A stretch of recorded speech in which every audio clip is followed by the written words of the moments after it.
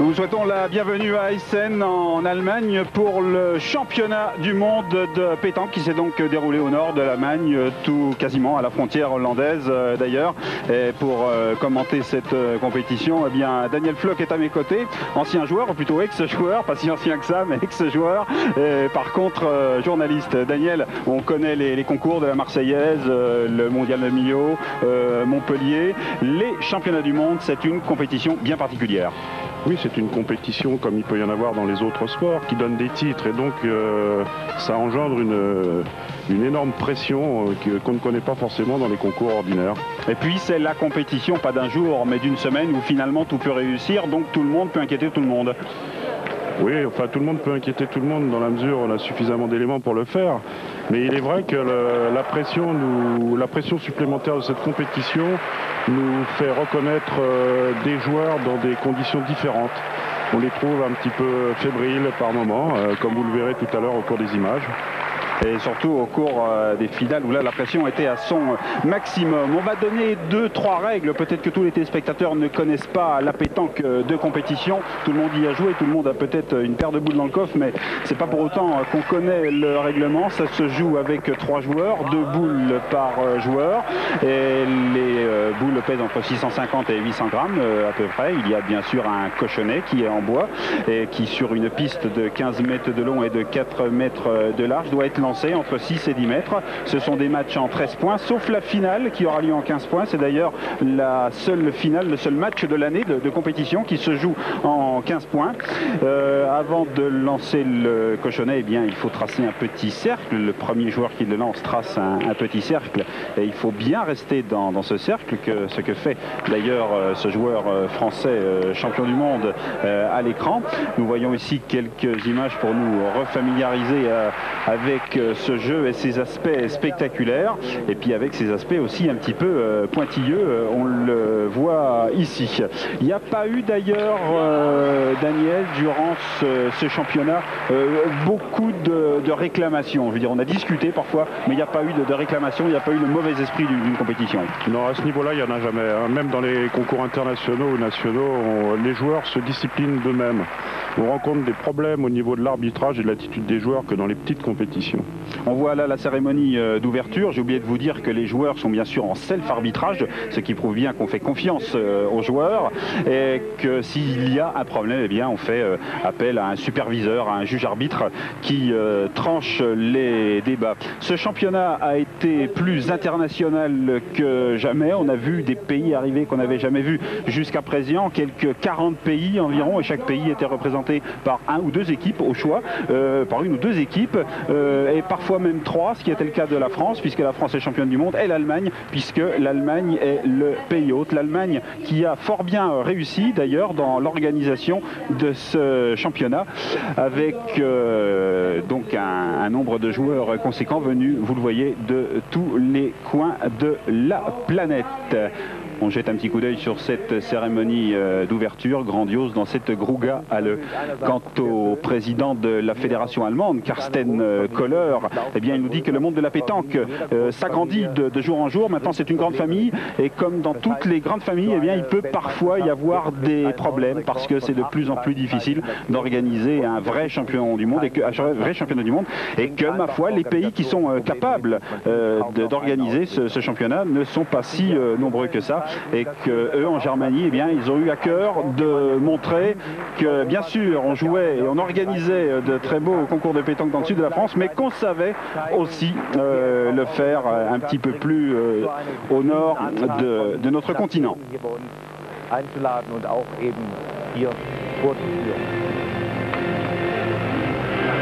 La délégation des Seychelles, on ne s'en lasserait pas. C'est vrai qu'il y a quelques années, eh bien, ma foi, la pétanque était pratiquée surtout dans les pays méditerranéens. Et puis, ce jeu s'est exporté en Amérique, en Asie du Sud-Est. Et même les pays nordiques s'y sont mis. On peut dire, Daniel Floch, qu'actuellement la pétanque est en train de connaître géographiquement parlant quand même un bel essor. Oui, bien sûr, en dehors de l'Amérique du Sud qui n'est pas représentée, on a des nations qui viennent de tous les pays et de toutes les régions, y compris d'Asie, d'Amérique du Nord. où ça semblait pas tellement évident au départ. Et généralement, c'est exporté par un Français ou un Espagnol de passage. Hein. Ça a été le cas longtemps et maintenant les pays se sont assumés eux-mêmes. La plupart des délégations nous envoient des joueurs autochtones. Et d'ailleurs, parmi les dernières fédérations qui sont nées, eh bien, il y a l'Autriche et la Tchéquie, la République tchèque, qui est deux fédérations qui sont nées l'année dernière. Il faut savoir également qu'en Estonie, il y a quelques 145 compétiteurs. Et puis, je vous le disais, au nord, très au nord de notre continent, eh bien, il y a des Norvégiens. Elif Holberg, qui est l'un des joueurs norvégiens, nous dit que on joue en Norvège depuis une vingtaine d'années. Et c'est un Espagnol qui est venu se marier avec une Norvégienne qui est venu donc exporter le jeu. Et ils ont joué donc dans tous les championnats du monde depuis une dizaine d'années, Mais ce championnat du monde, puisqu'ils sont parvenus en quart de finale, eh bien c'est le meilleur résultat, ce qui prouve bien leur progrès, c'est le meilleur résultat qu'ils aient obtenu depuis qu'ils ont participé à ces championnats. Et il dit quand je dis que je pratique la pétanque, eh bien on me dit qu'est-ce que vous faites Et quand on parle de boccia, qui est un autre nom de la pétanque, c'est vrai que les Norvégiens comprennent un petit peu mieux. Mais la pétanque, dit-il, personne ne connaît vraiment en Norvège. Et puis, il y a des femmes dans ce sport. Vous voyez ici la néo-zélandaise Doral Presley. Alors elle, c'est un petit phénomène parce que finalement, elle est la seule femme à concourir dans ce championnat du monde, tout simplement parce qu'elle a été sélectionnée comme une des meilleures joueuses de son pays. Il y a des compétitions réservées aux femmes, et ce sont d'ailleurs, vous allez me rappeler, le champion du monde féminin. Oui, c'est l'Espagne qui a remporté le dernier championnat du monde féminin. Et donc, Doral Presley fait un petit peu figure d'extraterrestre dans ce monde d'hommes quand même. On peut le dire. On va l'écouter d'ailleurs dans quelques instants. Elle dit que c'est pas un problème pour elle de jouer au milieu des hommes, parce que de toute façon, en Nouvelle-Zélande, il y a une majorité d'hommes qui jouent aussi. Et l'année dernière, elle a joué à Tahiti pour un grand tournoi avec son mari qui joue dans son équipe. Enfin là, dans ce championnat du monde, son mari ne joue pas d'ailleurs dans son équipe. Question stratégique, dit-elle.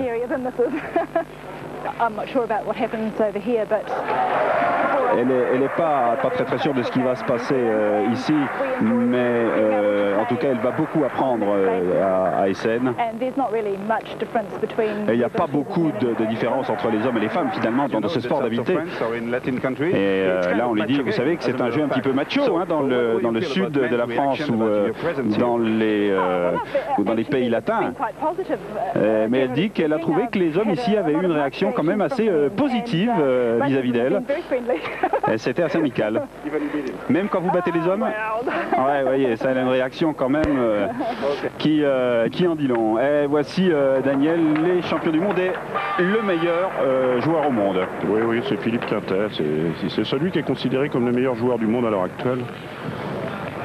Il est considéré, il n'y a pas de titre véritablement, mais je veux dire, tous les joueurs de pétanque et tous les amateurs de pétanque savent très bien que c'est ce garçon qui est le meilleur joueur du monde. Et d'ailleurs, avant ce championnat du monde, il a déjà 3 titres derrière lui, ce qui prouve bien quand même qu'il y a matière à se proclamer ou à s'auto-proclamer meilleur joueur du monde. Oui, et puis dans les compétitions nationales et internationales, il est le meilleur, le plus régulier à l'heure actuelle. Il est là en compagnie d'ailleurs de ses deux partenaires. David Le Dantec qui est dans le rond en ce moment. Voilà, et David Le Dantec. Et l'autre c'est Philippe Suchot, le tireur. Qu'on va revoir puisque bien sûr, pour tout vous dire, on va les revoir quand même assez longtemps dans cette compétition. Et par ailleurs, il faut se rappeler que la France est quand même le recordman du monde des titres en championnat du monde, avec 15 titres de champion du monde depuis 1959. Et d'ailleurs, on a l'habitude de dire que c'est plus difficile d'être champion de France que d'être champion du monde. Oui, indiscutablement. On va entendre Philippe Quintet dans quelques instants nous parler de ses espoirs. À noter que C'est d'ailleurs une autre triplette française qui est championne de France en titre. Et que cette équipe, toute championne du monde qu'elle est, eh bien, n'est pas championne de France. Donc c'est dire un petit peu Ils ne pouvaient pas être champions de France ensemble. Voilà, il pouvait pas. Je pense que c'est plus difficile de remettre son titre en jeu que de le gagner pour la première fois. Au départ, on était attendu, maintenant on l'est encore plus, donc c'est plus difficile maintenant. Ouais. D'autant plus qu'il y a de plus en plus d'équipes compétitives. On se méfie de tout le monde, j'ai l'impression. Ben oui, avant il y avait quelques équipes qui nous tenaient la dragée haute. Maintenant, il y en a énormément plus. Des petits pays comme Singapour, Danemark, qu'on n'attendait pas avant, aujourd'hui viennent inquiéter des grosses équipes.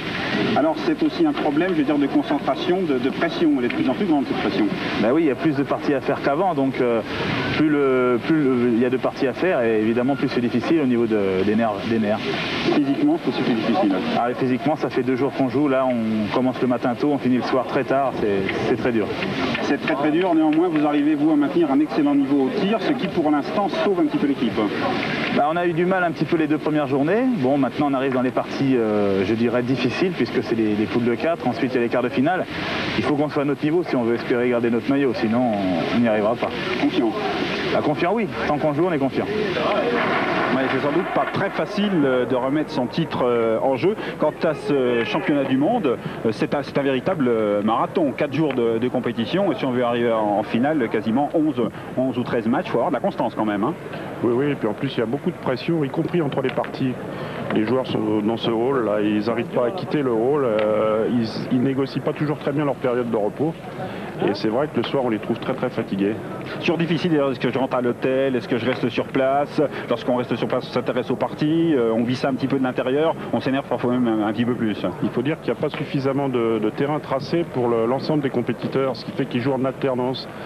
Une partie sur 2, une partie sur 3, et ils peuvent rester quelquefois 3 ou 4 heures sans jouer, sans pour cela qu'ils aient pu prévoir le temps où ils resteraient sans jouer. Alors c'est assez difficile à gérer. On parlait des équipes et des pays qui arrivent à la pétanque. Là, vous voyez un match, c'est un match de préliminaire, des tours préliminaires entre l'Allemagne et la Hongrie. On n'a pas parlé encore de la manière dont se décomposent des équipes. Il y a 3 joueurs. Qu'est-ce qu'ils font? Eh bien, comme vous le savez, il y a le pointeur, il y a le tireur et il y a le joueur du milieu. Alors, ça me demande peut-être quelques explications techniques. Qu'est-ce que ça veut dire être joueur du milieu? Ça veut dire qu'on fait tout à peu près bien, qu'on sait tout faire. Bah, en principe, c'est le joueur le plus complet, mais maintenant les joueurs c'est un peu comme au football, les joueurs sont très complets, et les pointeurs savent tirer et les tireurs savent très bien pointer. Et le joueur du milieu, il n'a pas des origines forcément marseillaises parce qu'il est du milieu. Il est simplement calé au milieu en début de partie, et s'il est nécessaire, et il n'hésite pas à prendre le tir ou à prendre le point à ce niveau-là, c'est très courant.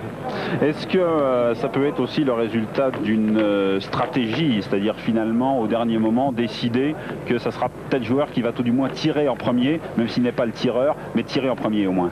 Ça se fait pas encore comme ça sera peut-être le cas plus tard, quand on aura des sélections à 4 joueurs, entre autres, ça va se produire un jour, avec 3 participants directement à la compétition.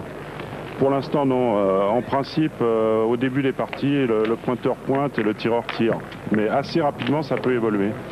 Si vous voulez tout savoir sur la pétanque, d'ailleurs, j'en profite pour vous parler de quelques livres. La pétanque de Jean-Michel Isoard, avec des photos de Gérard Félisson Lafay, qui est un remarquable livre sur la pétanque, aux éditions Loire et Au But. Une histoire, un sport, un loisir, une passion, c'est la pétanque, donc de Jean-Michel Isoard, à lire absolument. Et puis une bande dessinée qui s'appelle Passion pétanque, qui a été réalisé par l'inénarrable Marcel Uderzo en collaboration avec Henri Salvador, et c'est Claude Azéma de la Fédération française qui s'est occupé du scénario et qui s'en est ma foi fort bien occupé. C'est une bande dessinée très très intéressante sur le sujet.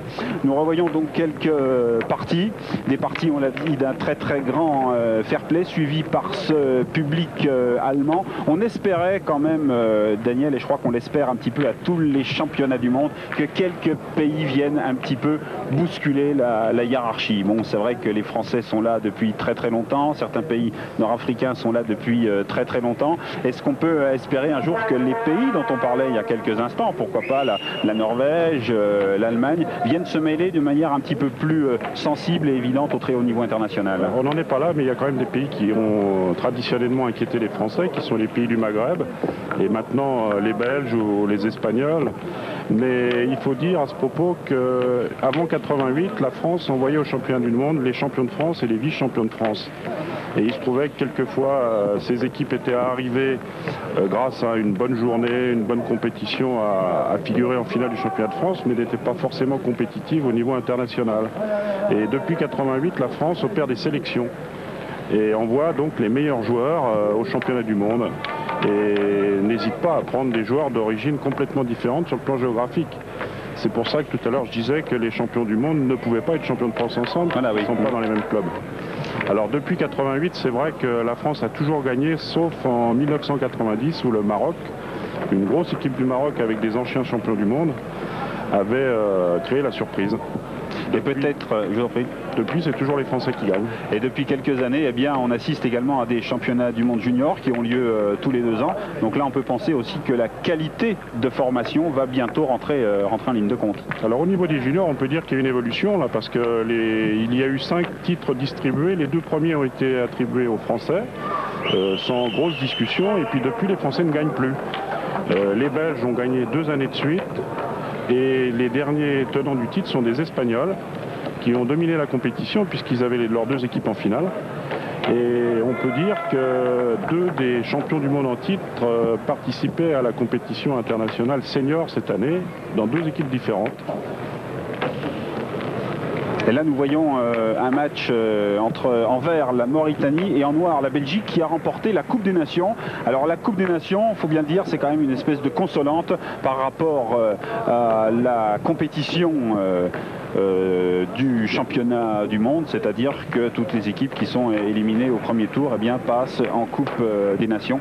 Et c'est donc la Belgique, nos amis belges, qui vont d'ailleurs remporter cette compétition devant la Thaïlande, qui opère un beau comeback au niveau international. Il faut signaler qu'en Thaïlande, en fait, la reine de Thaïlande avait déclaré la pétanque obligatoire. Oui, c'est un sport national en Thaïlande. C'est pas une anecdote, donc il ne faut pas s'étonner que les joueurs thaïlandais réussissent de mieux en mieux, même si c'est une poule de consolation. Ils ont quand même rencontré des équipes comme la Belgique, comme la Suède, qui sont maintenant, par rapport à ce qu'on disait il y a quelques instants, quand même des concurrents sérieux. Donc ce championnat du monde, on l'a dit, c'est pas Marseille, c'est pas Montpellier, c'est pas Millau, mais ça reste une compétition de tout premier ordre. Et nous allons passer là une petite page de publicité. Ensuite, nous rentrerons un petit peu plus dans le vif du sujet, en parlant notamment avec Robert Bruno, qui est un ancien professeur d'éducation physique, justement de l'apprentissage, des nouvelles techniques pour apprendre la pétanque.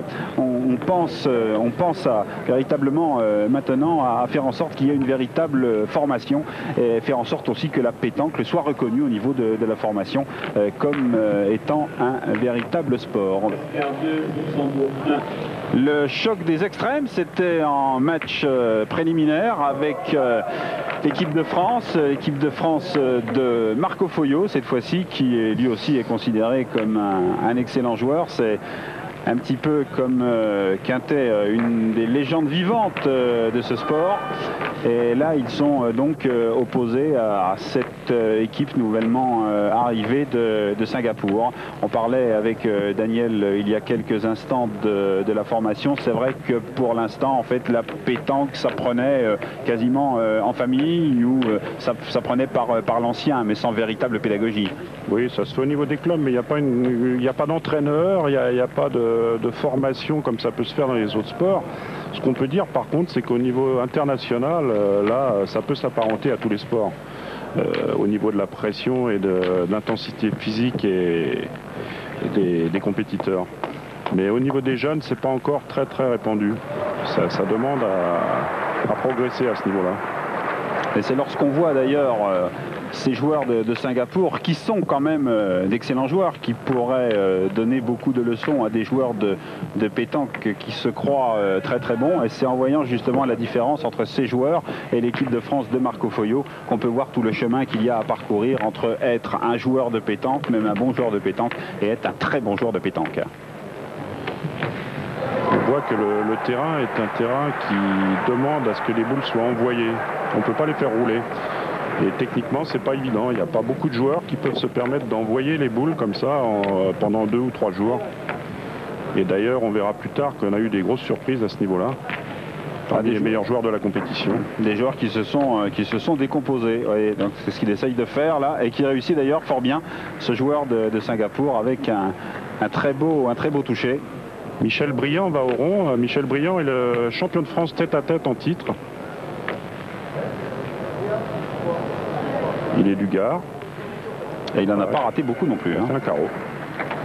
Alors on peut remarquer que c'est lui qui tire devant, ce qui n'était pas le cas au départ de la compétition. Pour en venir à ce que Michel Drouard nous disait tout à l'heure, cette équipe-là, pour pouvoir avancer dans de bonnes conditions, a été obligée de changer la formation. Et Michel Briand, qui pointait au départ de la compétition, s'est retrouvé tireur avec Michel Passot maintenant, qui est un des joueurs les plus connus de France, considéré comme un des meilleurs tireurs, se retrouve milieu, lui qui ne l'a jamais fait. Il y a là 3 joueurs de très très grande expérience. Là, c'est du gratin. Et des joueurs qui se connaissent. On en parlera d'ailleurs dans quelques instants avec Marco Foglio. C'est vrai que parfois ils ne se ménagent pas. Entre eux, on ne se dit pas que des mots doux. Et encore d'ailleurs un très très beau tir là. Très bien réussi. Là on revoit cette équipe de France qu'on va retrouver également un petit peu plus loin dans la compétition. Marco Foglio, qui est le joueur le plus médiatique. Qui a démarré d'ailleurs très tôt dans la compétition, qui a obtenu de très beaux résultats alors qu'il était encore très jeune, et qui continue d'ailleurs.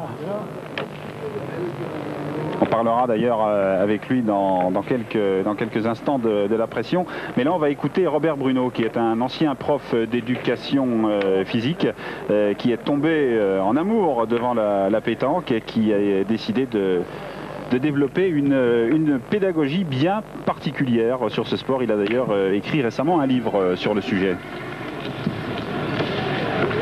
Il y a 10 ans, on pensait uniquement au côté quantitatif, à savoir que la pétanque est un véritable sport pour le côté physique, c'est-à-dire on marche pendant 3 km pendant une compétition, on ramasse les boules pendant 3 tonnes de métal, on fait des flexions, etc. Cela n'envisage que le côté quantitatif. Maintenant, on a envisagé le côté qualitatif, c'est-à-dire que maintenant on considère que c'est un véritable sport d'adresse pour des conditions très précises. Par exemple, pour taper une boule à 10 mètres, il ne faut pas faire une erreur de plus de 1 degré. Or, les meilleurs appareils ne décèlent que des angles de 2 degrés. Donc l'homme est supérieur à la machine dans certains cas. Donc c'est une preuve que la pétanque est un véritable sport d'adresse. Seulement, il a fallu le prouver, il ne suffit pas de le dire. Donc pour cela, grâce à l'aide du ministère de l'Éducation nationale, j'ai fait appel à des laboratoires connus et reconnus, tels l'Institut national des sports, le futur horoscope de Poitiers, le CNRS, les universités de Poitiers, de Toulon, etc. Et grâce à des arguments vérifiables, on a donc pu prouver que c'est un véritable sport d'adresse.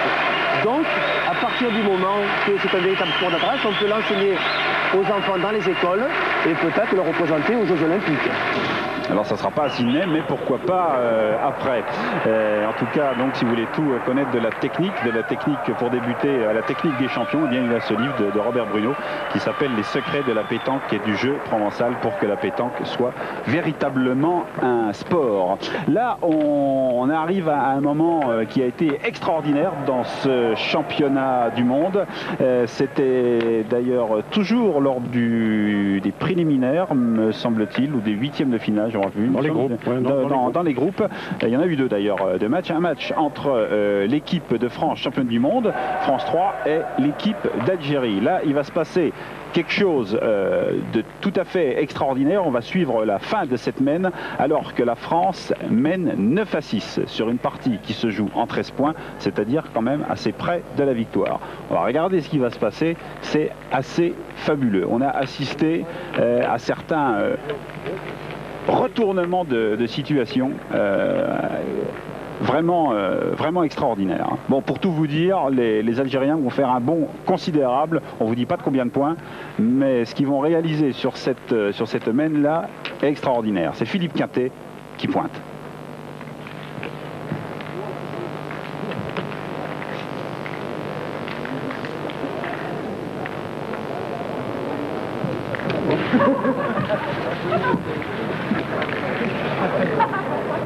Et là donc ce sont les Français Philippe Quintet qui ont repris la main. L'Algérie va pouvoir de nouveau. Équipe très très compétitive. Hein. Ils n'ont pas eu de chance, ils n'ont pas eu de chance cette équipe. Hein. Omar Othmani, Rachid Belaïd, Daman Kalesh, ils n'ont pas eu de chance du tout. Ils vont rencontrer de nouveau les Français cette fois-ci en 8e de finale et ils vont perdre d'1 point. Dans les poules après. Dans les poules, oui. Et en fait, ils seront éliminés très rapidement de la course au titre, alors qu'en fait, s'ils avaient pu passer ce cap-là, on peut penser qu'ils auraient pu être bien davantage dangereux. Et regardez ce point. Alors que ça commence déjà à être bien embouteillé. La technique, bien sûr, il y a une technique que vous utilisez sans doute vous lorsque vous jouez à la pétanque, mais elle est aussi utilisée bien sûr au plus haut niveau. Bien sûr, essayer de jouer devant pour essayer de gêner au maximum l'adversaire. Si les adversaires, bien sûr, jouent derrière vous aussi, c'est plutôt un de vos partenaires qui joue, ou plutôt essayer de marquer le point derrière. Ouais, enfin, c'est très variable, hein. Ça dépend du niveau des joueurs et de leur forme. Parce qu'on peut dire, c'est que David Le Dantec, le champion du monde pointeur, a fait un super championnat du monde. Alors qu'on l'avait vu quelques fois en demi-forme dernièrement. Ça a été sans doute le meilleur joueur du championnat jusque-là. On verra après ce que ça va donner. Et les Algériens n'ont vraiment pas eu de chance parce qu'ils ont pris les Français au mauvais moment. Ils ont d'ailleurs rencontré beaucoup de Français, pas seulement ceux-là. Ouais, ils les ont pris au moment où les Français montaient véritablement en pression, quoi, en fait. Oui. Et c'est incroyable d'ailleurs, on en revient à la pétanque qui semble être un jeu très simple et sans surprise. Mais je veux dire, les métamorphoses d'une équipe pendant une compétition de 3 ou 4 jours, enfin ou de 4 ou 5 jours, c'est extraordinaire comme ça peut changer, comme ça peut évoluer. Oui, on peut le dire, moi qui assiste à tous les types de compétitions, y compris les championnats du monde, je remarque que dans l'attitude des joueurs, souvent, des grandes différences, y compris chez les meilleurs joueurs mondiaux. La pression est encore supérieure à un championnat de France, alors que la qualité de technique des équipes est plutôt inférieure dans l'ensemble. Donc 9-6, c'est le score pour l'équipe de France qui mène toujours. Et là, on mesure et on mesure encore. C'est un petit peu bloqué, elle a eu un petit peu peur, alors qu'on a l'impression qu'il y a le passage, on a l'impression que ça peut passer. Il a retenu la boule, il n'a pas lâché. Et regardez bien, on passe à 9-11. 5 points d'un seul coup, c'est quand même pas fréquent, ça arrive, c'est quand même pas fréquent, et quand ça vous arrive, quand ça vous arrive à vous, c'est un bon coup au moral, et quand ça vous arrive contre vous, c'est quand même un sale coup. Hein. Ah oui, surtout l'équipe de France, là. Mais il faut dire qu'à ce moment-là, Philippe Quintet n'était pas en très grande forme. Et il est le moteur, hein, il est le baromètre un petit peu de cette équipe. Hein. Il y a eu beaucoup d'autres aventures dans ce match, avec notamment un cochonnet qui est parti hors limite, avec une main qui a été annulée un petit peu au mauvais moment, alors que la France était en bonne position pour rafler quelques points. Ça aussi, ça fait partie de la technique, Philippe. On n'a encore pas vu d'exemple, mais on va le voir, à savoir qu'on joue le cochonnet, tout simplement. Oui, c'est difficile sur ce type de terrain parce qu'on ne peut pas le jouer franchement en roulant la boule, et donc on ne peut que le tirer. Bon, enfin, on a vu des tirs au but, d'excellents tirs au but pendant la compétition.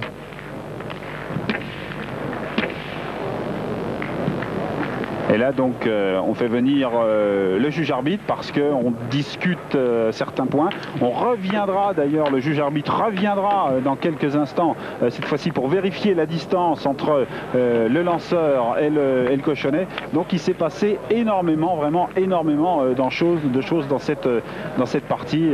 Il faut avoir, vous le disiez il y a quelques instants, il faut véritablement avoir les nerfs solides. Il faut être rodé, quoi, je pense, tout simplement. Bien sûr, c'est ce qui fait la différence d'ailleurs avec les joueurs français et les joueurs étrangers qui participent aux compétitions en France pendant l'été particulièrement. Comme le pointeur algérien Kalesh, là, qui est régulièrement en France pendant les compétitions d'été et qui a d'ailleurs récemment participé aux demi-finales du mondial de Millau. Très très bon joueur, baromètre de son équipe aussi. J'espère qu'actuellement vous faites tourner votre magnétoscope parce que vraiment il va y avoir de très très belles images. Et il y en a déjà d'ailleurs avec ce superbe tir de Quintet et de très très beaux points ici pour l'Algérie. Et d'ailleurs de très très beaux points, vous pouvez également en voir dans une cassette qui a été éditée sur le mondial de Millau, où là aussi il y a une belle collection d'une part de beaux tirs, de beaux carreaux, et éventuellement là aussi de cochonnets qui partent hors limite. Et là donc là la mène est annulée, quoi, tout simplement. Et lorsque le terrain ne nous était pas, lorsque le point ne nous était pas vraiment favorable, eh bien c'est une arme qu'on peut utiliser. Mais c'est vrai qu'une boule c'est déjà pas très très gros, et un cochonnet ça l'est encore moins. Il n'y a pas beaucoup de joueurs qui peuvent se permettre de tirer le but pour annuler avec de bonnes chances de réussir. À 10 mètres dans ce genre de terrain. Là il est parti tout seul. Hein. Oui, c'était pas volontaire, là il jouait la boule, mais enfin il était derrière, le cochonnet était derrière, donc il est parti. Et regardez ce joli point encore, mais là c'est vrai que le devant du cochonnet est quand même largement ouvert. Vous voyez que toutes les boules sont derrière, c'est beaucoup plus facile. Alors on parlait de la pression il y a quelques instants, on parlait du calme des uns et des autres. S'il y a un joueur calme dans le circuit, eh bien c'est bien Marco Foglio qu'on a vu il y a quelques instants, qui semble toujours un petit peu dominer les débats, alors qu'on voit là la victoire de l'Algérie en match préliminaire contre la France. Et on va écouter Marco Foglio qui nous parle justement de la pression. Bon, il y a une pression qui se fait, d'une part parce que c'est le championnat du monde, et puis on y pense, quoi. Un titre de champion du monde c'est important, que ce soit pour la France, l'Allemagne, l'Algérie ou n'importe quelle nation. Il y a des joueurs qui perdent, comme on dit vulgairement, qui perdent complètement les pédales parce qu'ils craquent nerveusement, effectivement, mais éventuellement on peut avoir un coup de nerf, entre partenaires même, pour s'encourager par exemple. Se crier dessus, bon, ça fait pas de mal et puis ça nous réveille quelque part. Vous parlez de temps en temps à l'adversaire vous parle, il y a un petit peu d'intox? Ça dépend, quand on me pose une question, je réponds. Maintenant, bon, le fait de parler, éventuellement, ça nous permet de prendre la température, éventuellement pour savoir comment sont les adversaires, et puis, bon, sans faire d'intox, parce qu'il faut respecter le jeu et les adversaires. Mais autant, si on peut faire une partie amicale sympa, autant le faire si on peut. C'est vrai que du sport de haut niveau est sympa aussi, avec une bonne entente entre les adversaires. C'est pas si fréquent. Par contre, en pétanque, ça existe. On se retrouve dans quelques instants. Nous arrivons aux demi-finales. Les deux demi-finales d'ailleurs se sont jouées en même temps. Vous en voyez une actuellement qui oppose France 1 à France 3. France 3, vous commencez maintenant à les connaître, hein. Philippe Suchot, Philippe Quintet et David Ledantais, qui sont opposés, vous les voyez tout là-bas dans le fond, tout du moins vous en voyez deux, à l'équipe France 1 de Didier Choupet, Michel Loy et Patrick Milkos. Patrick Milkos d'ailleurs qui devait être avec nous pour commenter cette compétition, et en fait il faut vous dire qu'il a fait lui toute cette compétition quasiment sous antibiotiques, et il a préféré ne pas se risquer au micro parce que bien évidemment sans voix c'est pas très facile. On voit donc là la deuxième mène de cette rencontre. Le score est actuellement de 2-0 pour France 3. On a vu qu'il y a quelques boules qui ont déjà été lancées.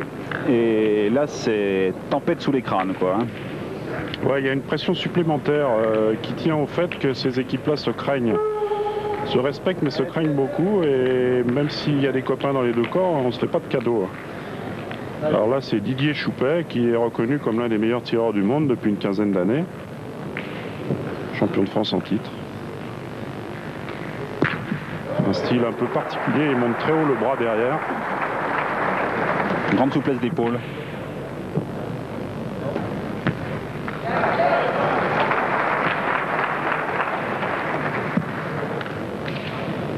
qu'on peut dire aussi, c'est que Didier Choupet n'a pas fait un excellent championnat du monde. Il a été assez moyen dans l'ensemble par rapport à sa valeur reconnue.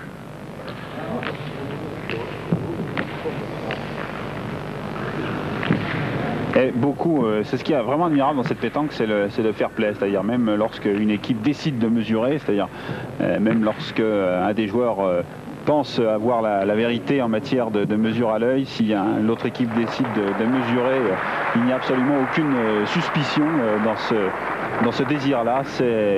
Ça fait tout simplement partie du jeu. Oui, il y a une confiance mutuelle. C'est qu'il pense, lui, que finalement ce point n'est pas si évident que ça. Et réglementairement, c'est les joueurs qui viennent de jouer la boule et qui pensent avoir le point qui doivent mesurer.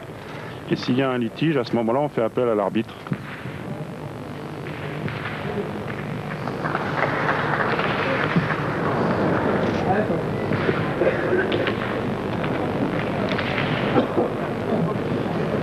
Michel Loy qui regarde un petit peu le jeu alors qu'il s'agit de Patrick Milkos qui a eu d'énormes difficultés à s'adapter au terrain. Hormis son état fiévreux, il se trouve qu'il n'a pas pu se résoudre à envoyer les boules plus près du but, malgré les injonctions de ses partenaires. Et techniquement, il faisait rouler les boules avec un mouvement de bras qui a tendance à accélérer la boule et ça ne s'adaptait pas du tout à ce type de terrain. On va voir la différence technique avec Michel Loy quand il aura à pointer. Qui lâche davantage. Et ça, c'est un geste qu'on retrouve très souvent chez les joueurs de pétanque. On va déjà dans le cercle et on revient ensuite vers le jeu pour repartir dans le cercle avant de jouer. Oui, ça se fait surtout dans les championnats. Et d'ailleurs, vous le verrez avec l'équipe de France 3, eux ils le font mais quasiment systématiquement à 3. Quel que soit celui qui va jouer, ils le font à 3. Ils reconnaissent le terrain. On a vu la perfection du geste technique de Michel Loy dans ce type de terrain. Il envoie la boule très haute, elle tombe à la verticale et avec le coup de poignet qu'il met, elle avance quasiment pas.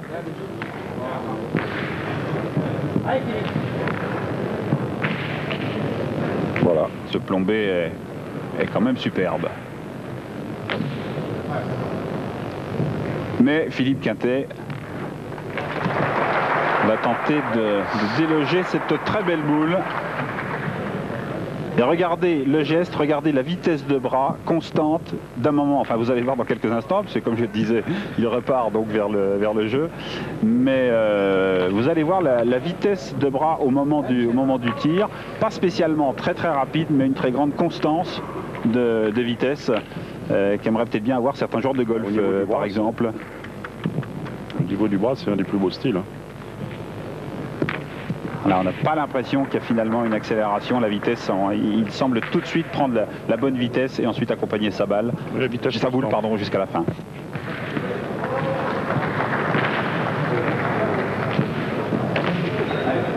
Alors quelquefois ils se reprennent aussi parce qu'ils sont gênés par les spectateurs ou par les flashs ou par même y compris les caméras par moment.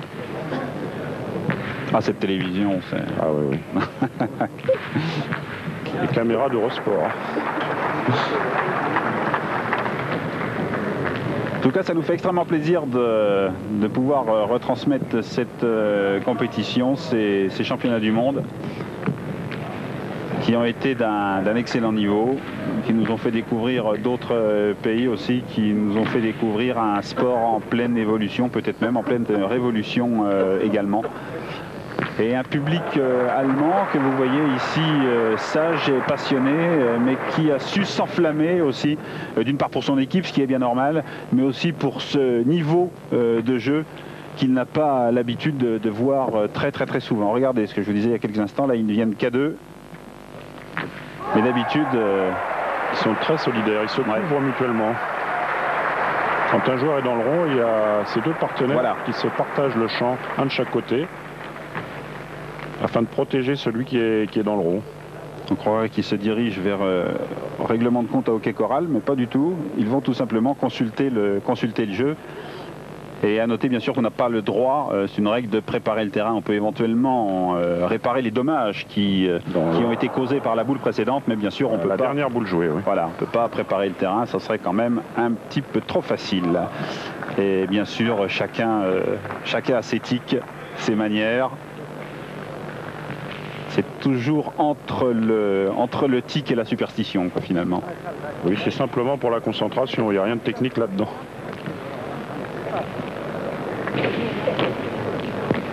C'est un peu troué, Philippe Quinter.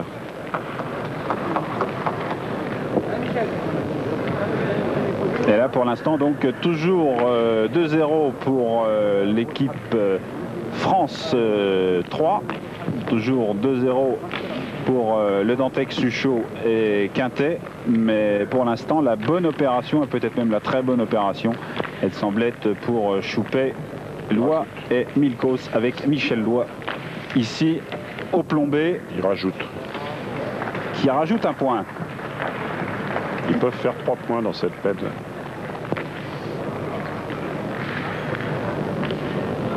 Et on préfère mesurer pour savoir exactement où on en est. Vous avez vu que c'était Didier Choupet qui a demandé à ce qu'on mesure. Parce que bien sûr ça conditionne bien évidemment le...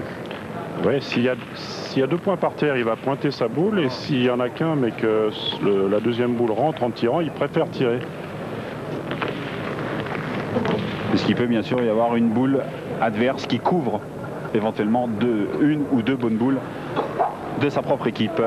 Ah, puis il faut envoyer, on a peur d'être long. Le but étant découvert. Didier Choupet pour un éventuel 3-2. Ce qui serait un excellent départ. Et ça, c'est bien vu. Voilà, 3-2 dans cette demi-finale. C'était la deuxième mène de cette demi-finale entre France 1 et France 3. Retour à l'autre demi-finale donc qui se déroulait immédiatement à côté. Autant dire que le spectacle était de qualité à la Grouga Halle d'Essen. Entre la Tunisie et l'équipe de France 1 que vous voyez donc à l'écran, que vous avez découvert il y a quelques instants. L'équipe de Tunisie, eh bien, je vais vous la présenter. Ils sont de dos, c'est pas très pratique. Sachez que le grand garçon qu'on voit de profil et qui va disparaître, non, il reste encore un petit peu à l'écran. Il s'agit de Khaled Lacal, qui est le plus jeune et qui lui vit en France et joue en France d'ailleurs, dans la région niçoise. C'est un niçois pure souche. Là, il s'agit de Marco Foglio qui finalement préfère prendre son temps pour mieux ressentir le jeu. Le plus âgé de cette équipe tunisienne que vous avez aperçu, eh bien, il s'agit de Mohamed Ferjani qui lui en est à son 10e championnat du monde. Il a été d'ailleurs une fois champion du monde en 1983, mais je crois qu'il en est à son 10e championnat du monde. On le voit ici de dos, on ne va pas réussir à vous les présenter de face. Et le joueur qui s'est retourné, eh bien, il s'agit de Amar Tayashi. Là aussi, il s'agit d'une excellente équipe. Et là, il s'agit d'un superbe point. Le score est de 6-5 et on en est à la 5e mène. Le score, là, on arrive très exactement. Le score en est actuellement de 2-5 et on va passer, mais vous avez raison de le signaler, vous voyez, 2-5. Là aussi, on va faire un joli bond en avant. La Tunisie va en effet marquer 4 points sur cette même. Là, il va y avoir un chassé-croisé qu'on va suivre dans son intégralité, dans sa longueur. Et les spécialistes de pétanque apprécieront d'ailleurs.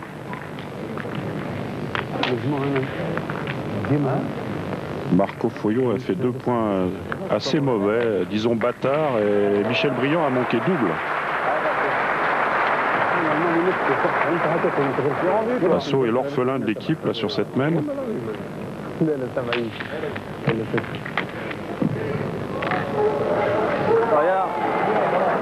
Il est superbe celui-là.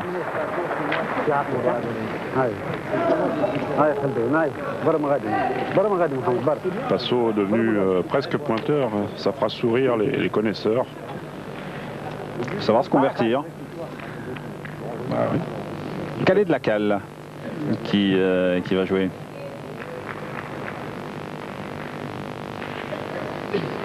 Et ces moments d'attente qui sont parfois peut-être un petit peu plus pénibles que le jeu lui-même. On n'a pas vu l'action, mais par contre on a entendu. Et le joli point de Passo. Et on a vu à la tête de Foyot aussi. Oui, c'est un indicateur. Passo qui va essayer de remettre ça. Je vous rappelle le score actuellement. 5-2 pour cette équipe de France 1. Hop, hop. Hop, hop, ouais.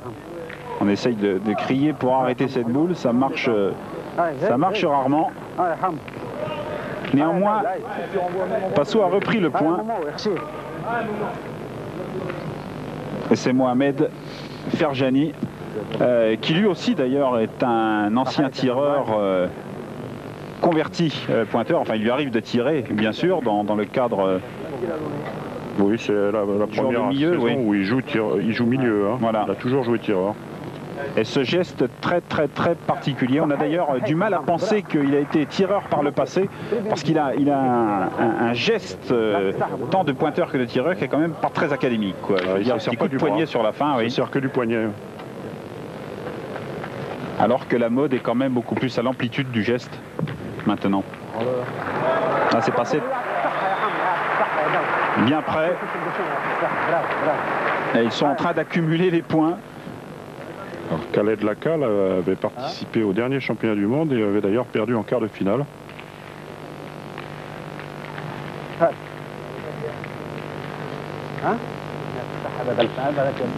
La boule qui a aussi, bon, c'est vrai qu'elle roule, mais elle a quand même un très léger effet rétro, ce qui fait qu'elle ne va pas très loin. Et Khaled Lacal pour continuer d'assommer l'équipe de France, ce qui est fait dans cette semaine. Eh oui, 4 dit Marco Foyot, et on va passer de 2 à 5 à 6-5. Joli bond de l'équipe de Tunisie qui là va reprendre le moral, et à partir de ce moment-là, l'équipe France 1 va quand même un petit peu souffrir, parce que cette mène a véritablement fait démarrer l'équipe de Tunisie. Il les a décontractés, je pense. Ouais, 4 points, joli coup. Hein. Doute, on le voit là à l'écran. Tu perds le point, Michel manque double, on en perd 4, hein, c'est normal. Hein. Voilà, il a tout dit, Marc. Voilà toute la philosophie de cette mène. Et là, on mesure, donc là aussi c'est l'un des boulots du superviseur, mesurer la distance entre le cochonnet et le cercle.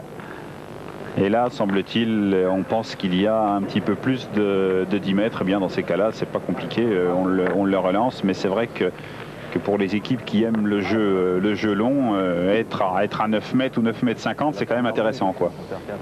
Bah, les Tunisiens craignent les Français. Ils n'ont pas du tout envie de laisser le but assez court, à cause de la force de frappe de cette équipe de France.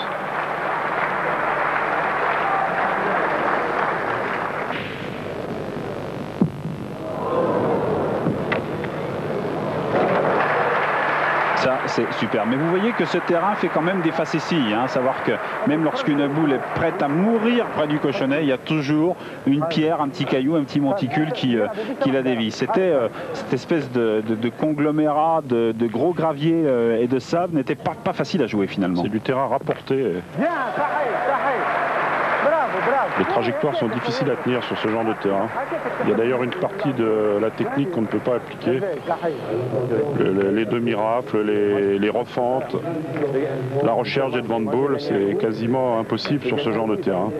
Je gagne un coup, je peux le perdre. Je le perds. Ami. Il faut tirer dedans, comme le fait Michel Briand. Bien, Michel.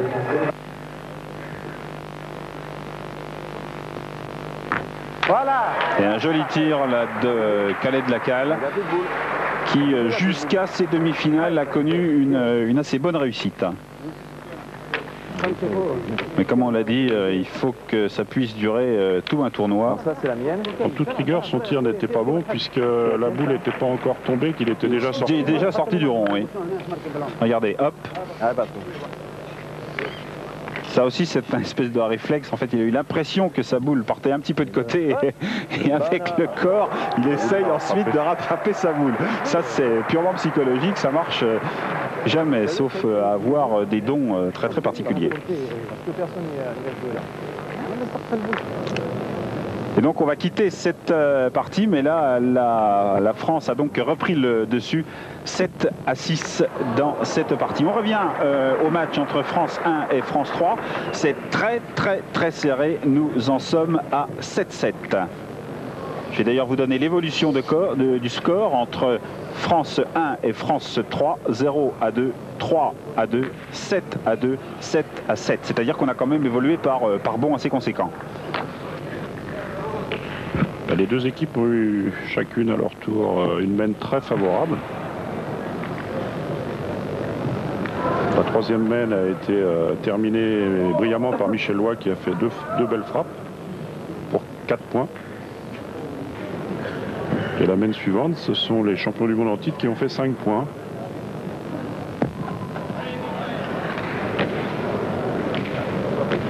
Il faut dire que le jeu des champions de France s'effiloche complètement.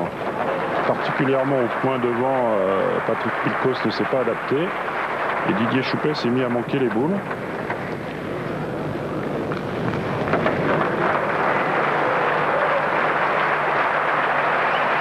Et on sent dans cette équipe de France, l'équipe donc tricolore, qu'on voit actuellement, il y a un petit peu le masque, quoi.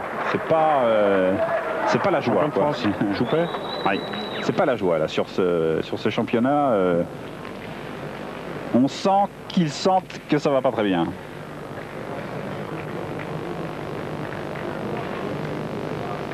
Et cette boule ne rentrera pas. Malgré le score équitable pour l'instant, oui, un petit peu pensif là. Hein. On les sent plus inquiets que leurs adversaires. Nous en sommes à 7-7. Et donc Philippe Suchot s'apprête à pointer. On l'a pas toujours bien vu à l'écran, mais Philippe Suchot, qui avait joué milieu dans le dernier championnat du monde, a joué tireur de tête pendant toute la longueur de celui-ci. Avec une certaine réussite d'ailleurs. Ah ouais, sans doute le meilleur tireur du championnat.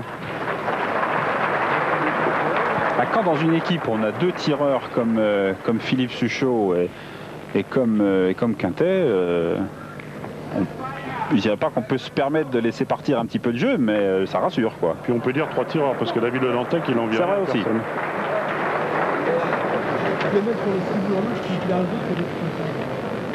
7-7 pour l'instant, c'est donc France 3 qui a la main.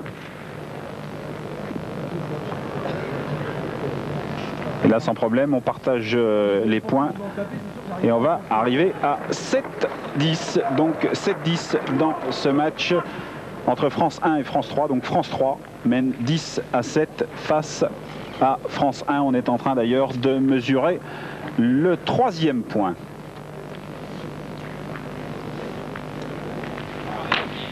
Voilà. Mais on peut vous l'assurer, il y aura bien un 3e point. 10-7 pour France 3. On a un petit peu avancé dans ce match entre la Tunisie et la France. On en est maintenant à 10-6 pour la France. Je peux vous donner d'ailleurs les scores. On avait quitté, la France menait 7-6. Elle a ensuite mené 6-8, puis 6-10. Et donc nous voyons cette mène alors que la France est en train de mener. T'as une putain de bosse. Regarde. C'est toi un départ, parce qu'on ne sait pas, des fois que tu embouchonnes. La mène est très défavorable là, les Français. Il n'est pas rentré. Les Tunisiens ont une bonne chance de revenir au score. Et pourtant. Et le bouchon, je ne vais pas envoyer là, le bouchon. Ah, voilà.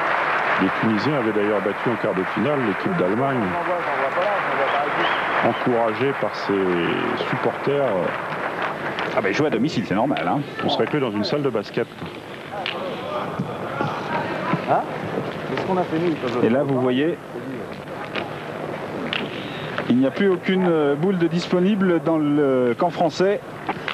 Les Français mènent donc 6-10.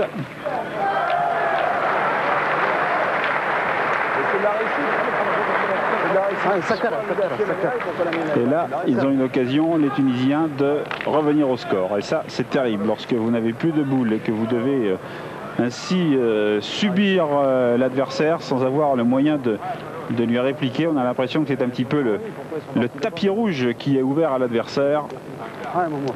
Là, c'est terrible. Surtout quand il n'y a pas de boule devant, entre le rond et le but. C'est beaucoup plus facile de rajouter. Et on peut vous dire d'ailleurs que sur l'autre terrain, eh bien, l'équipe de France 3 est en train de prendre le large et a pratiquement le match gagné. On va d'ailleurs entendre David Dantec dans quelques instants. Donc l'équipe de France 3, on va voir quand même la balle de match, mais on peut vous dire que l'équipe de France 3 est déjà qualifiée contre l'équipe de France 1. Et ça, c'est bien joué. Ils avaient même là la possibilité d'en rentrer beaucoup plus des points, cette équipe tunisienne. Pas beaucoup plus, mais... Puisqu'ils, enfin, beaucoup plus, au moins 2 de plus, puisqu'ils ont la main depuis 2 boules. Mais 2, c'est beaucoup sur 3. Sur 3. Ah, ils font quand même une excellente opération. Ah oui, oui. Là, encore une fois, ils reviennent dans le match.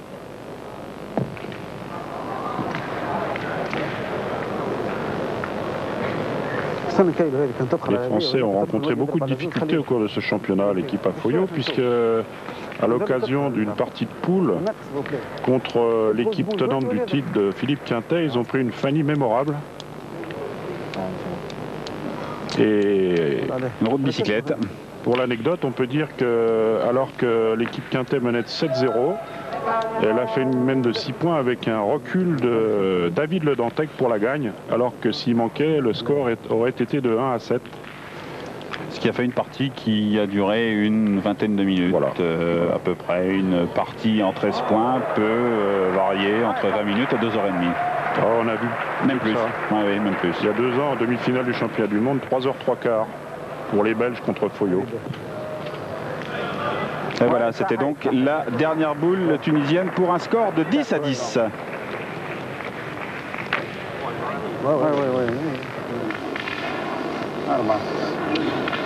Sur cette demi-finale, je reviendrai en disant que ça n'a pas été une grande partie, ni d'un côté ni de l'autre, ça s'est joué au point. C'est dû en raison au terrain qui est très difficile, très technique. Et puis bon, les chocs France-France sont pas toujours d'une grande... on se connaît tous, on joue les uns avec les autres toute l'année. C'est jamais évident de se rencontrer. Bon, quant à la finale, on fera tout le maximum pour ramener le maillot en France et éventuellement faire un doublé. Maintenant, je crois que la Tunisie a une très belle équipe. On les rencontre régulièrement et ce sera très difficile.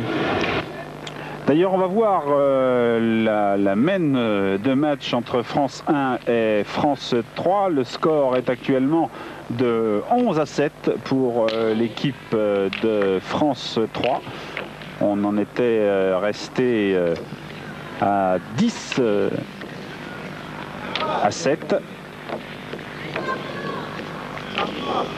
On est ensuite passé à 11-7. Et là, on ne va pas faire durer le suspense. Là, on va terminer sur un score de 13-7. Pendant que de l'autre côté, eh bien, l'équipe tunisienne est en train d'en terminer avec cette équipe de France 1, l'équipe de Tunisie qui va l'emporter 13-10. Mais on regarde la fin de cette mène.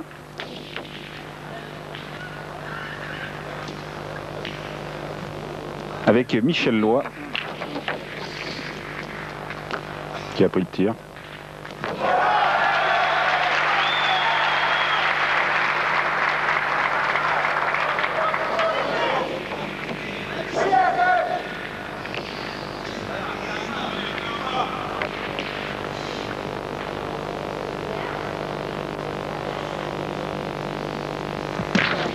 Ah, c'était pour le cochonnet. Il n'a fait que trembler. Ils ont encore 2 boules pour le frapper. Essayer d'annuler la mène. Didier Choupet qui est reconnu comme un des meilleurs tireurs de but de France.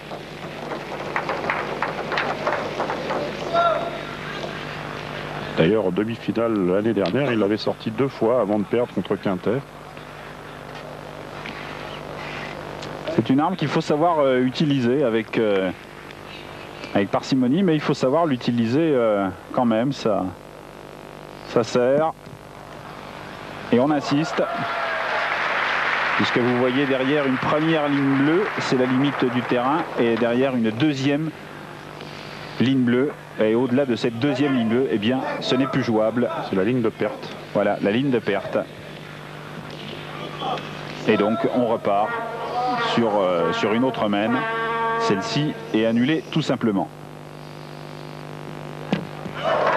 Ça sera pas assez loin. Même avec une boule de 650 ou 800 grammes, lancée à 10 mètres.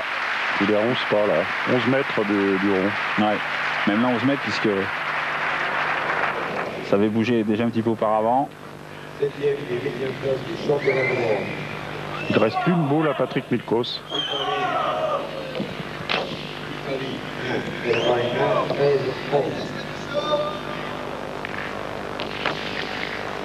Alors que vous voyez qu'il en reste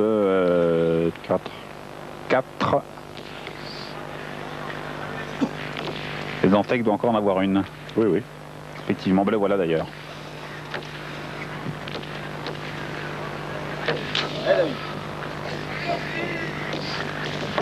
Si, comme on le pense, il gagne le point, ce qui n'est pas évident, mais on dit qu'il mettrait la table.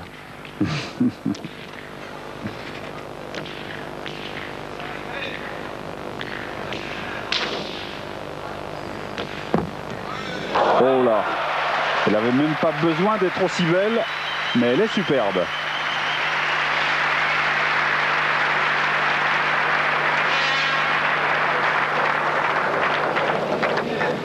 Et donc Patrick Milkos qui a le sort de l'équipe entre ses mains, puisque bien évidemment, s'il ne fait pas le point, il y a fort à parier que sur les 3 boules restantes, c'est bien le diable si cette équipe de France 3 ne marque pas le point supplémentaire qu'il lui faudrait pour la victoire, alors que sur l'autre terrain,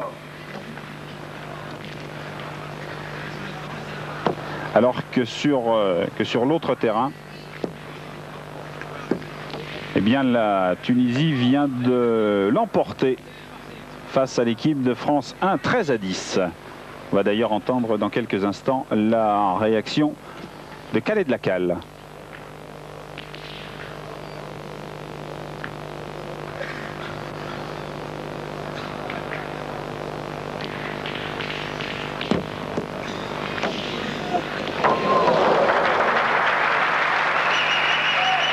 Boule posée devant pour gêner tout simplement. Là, la technique est bien connue. Patrick Milkos, qui avait fait un assez mauvais championnat, n'était pas dans une position très facile avant d'aborder le lancement de cette boule-là, et il a très bien réussi. On va voir, c'est pas si évident de terminer dans la mène, hein. Il y a 12 par terre, et on a l'habitude de dire que le 13e c'est le plus difficile à faire. Ah, toujours.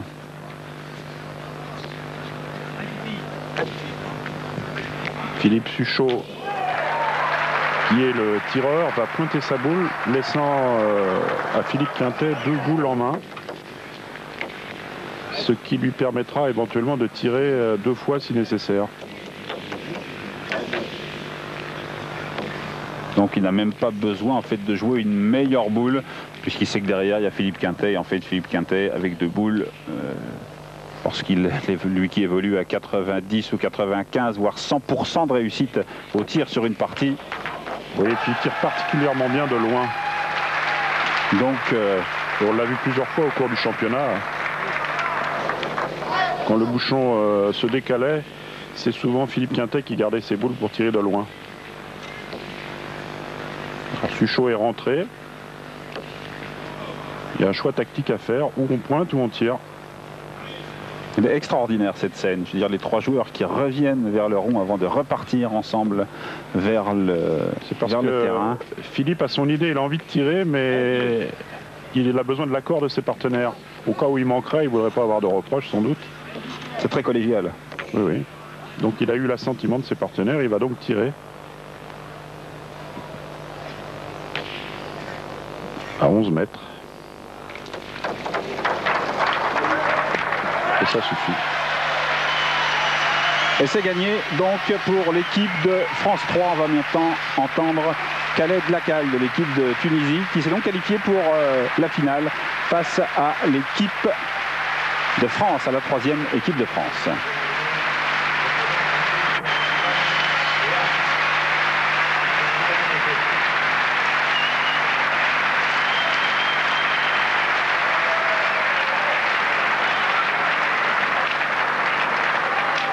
On a essayé de bien jouer, on a joué moyennement et à la fin on a réussi à gagner. Vous avez eu peur pendant ce match-là?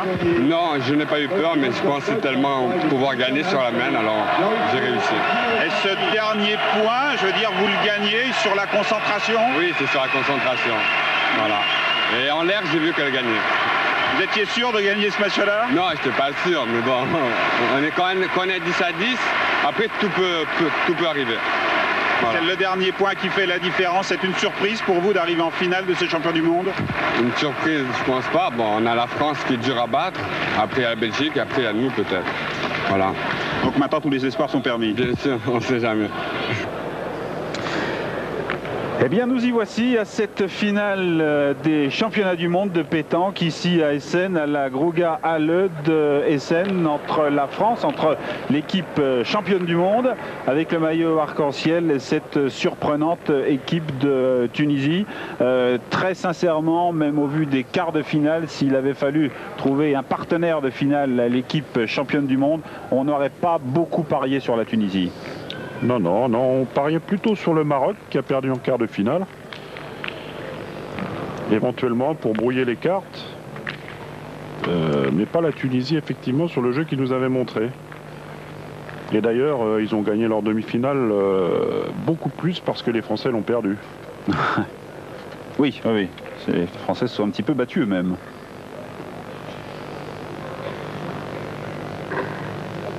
Et bien sûr, le premier point d'une finale, toujours très très important. Si on peut éventuellement obliger l'équipe adverse à tirer immédiatement pour tout de suite jauger les capacités du tireur, les capacités nerveuses du tireur à jouer cette finale, ça peut être un très bon test. Ils étaient particulièrement fébriles, les Tunisiens. Hein. C'est-à-dire que quand ils ont gagné leur demi-finale, ils signaient des autographes partout et j'ai l'impression qu'ils sont sortis du championnat à ce moment-là. Et avant le début de la partie, j'ai constaté qu'ils n'étaient pas très très à l'aise. Le pointeur a fait, lui, une très belle partie. Démonstration. Démonstration avec ce très très beau pointé d'Amar Tayashi. Touche quasiment le cochonnet. Ça, bien sûr, c'est Quintet qui... Ah non, c'est Suchot, puisqu'on a dit qu'il tirait toujours en premier et qu'il va s'en occuper.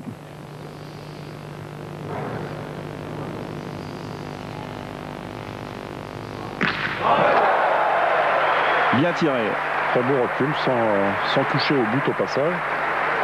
Suchot qui a un style très très particulier parce que qu'il pointe ou qu'il tire, il a exactement le même geste. Exactement le même geste, oui.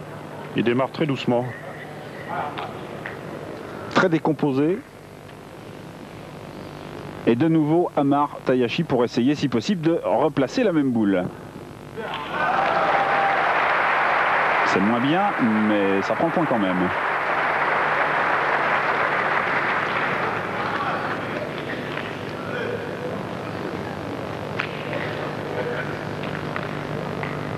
On regarde se lancer avec une main légèrement ouverte à l'extérieur en fin de course.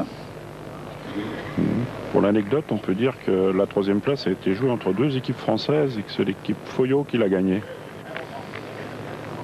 Finalement, dans ce championnat du monde, si on espérait, tout du moins au plus haut niveau, et c'était la question qu'on posait en tout début de reportage, si on espérait la venue d'équipes nouvelles et de pays véritablement nouveaux, on a été un petit peu déçus parce qu'on retrouve, tout du moins au niveau des demi-finales et des quarts de finale, toujours les mêmes. Il y a très peu d'outsiders, à part peut-être l'Allemagne, oui exact, à part peut-être l'Allemagne. Qui a fait du beau jeu. Hein. Ils étaient chez eux et c'est vrai que ce sport prend de plus en plus d'importance dans ce pays.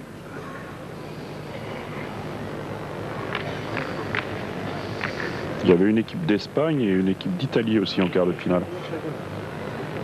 Une équipe d'Espagne qui en fait récupère un petit peu le travail de son équipe junior, championne du monde. C'est la relève qui arrive, qui commence à arriver. Parce qu'il y avait un des joueurs, voilà, parce qu'il y avait un des joueurs de champion du monde junior qui était dans l'équipe espagnole.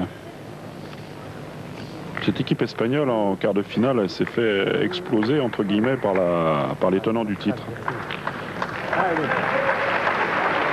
Mais jusque-là, elle avait fait un excellent parcours. Le premier tir, c'est important. Allez grand, lui dit l'ancien, lui a dit Mohamed Ferjani, au tir Khaled Lacal. Et c'est raté. Et c'est même bien raté, quoi. Ouais. Il n'a pas lâché son tir.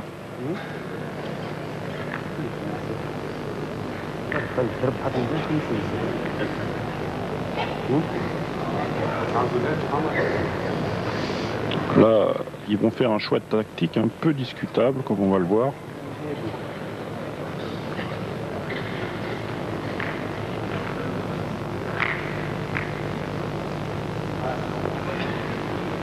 C'est effectivement Mohamed Ferjani qui se prépare à tirer apparemment. Non, non. Non.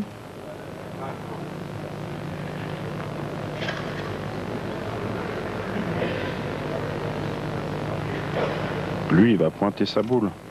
Oui, exact. Il rentre pas. Et là, il faut se souvenir que Suchot a fait passer 2 fois et que Khaled Lacal a manqué 1 fois. Ça fait quand même une différence. Si jamais il venait à tirer et à manquer, il serait en grand danger. A priori, c'est pas le jeu de tirer.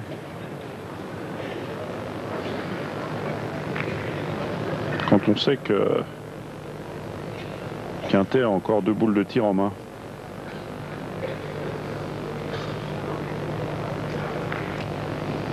En fait, on pourrait penser qu'à telle situation, il faut adopter telle stratégie et qu'on se réfère à des situations passées ou antérieures. En fait, c'est quand même beaucoup plus compliqué que ça. On a la réponse d'ailleurs à ce que vous disiez il y a quelques instants, puisque Khaled Lacal se prépare à retirer.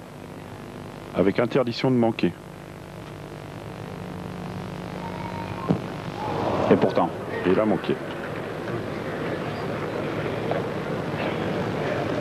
Alors ça, en tout début de finale de championnat du monde, rater un 2 sur 2, ça fait mal. Ouais. Et en plus de ça, Suchot a envoyé les 2 boules du pointeur au fond. Khaled Lacal a envoyé lui-même les 2 siennes au fond, ce qui fait qu'il n'y a plus qu'une boule aux Tunisiens dans le jeu, plus la boule de Ferjani. Donc déjà, en frappant 2 fois, Quintet est assuré de faire une grosse marque. Les Tunisiens se sont découverts. Et vous avez vu que l'équipe de France regarde ce spectacle avec une certaine sérénité. Même si Ferjani place ici remarquablement bien sa boule.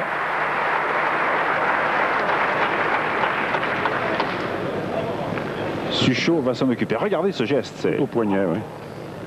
Elle a été tournée comme un gaucher.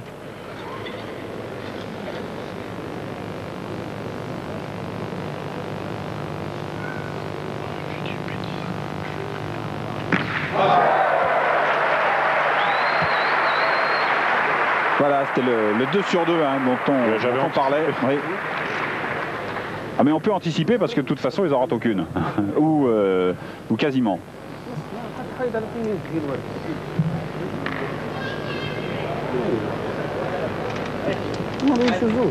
Bien prise sur le côté. On n'a encore pas vu de véritable carreau. Je veux dire le carreau avec véritablement la boule qui frappe et vient prendre la place au millimètre près. Mais il y en aura.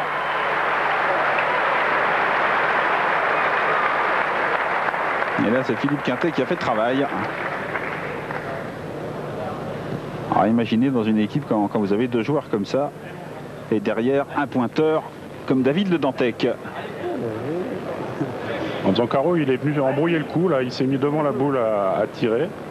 Ce qui fait que maintenant, à 10 mètres, il doit taper une sautée. Mais c'est pour 6 au carreau. Et effectivement, maintenant, donc, cette équipe de France qui peut espérer d'entrer à 6-0.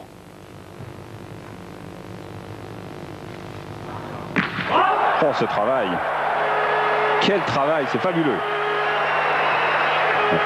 2 d'affilée. 2 carreaux d'affilée. Superbe, absolument superbe. C'est une partie qui se gagne quasiment exclusivement en tirant. Et on se retrouve dans quelques instants.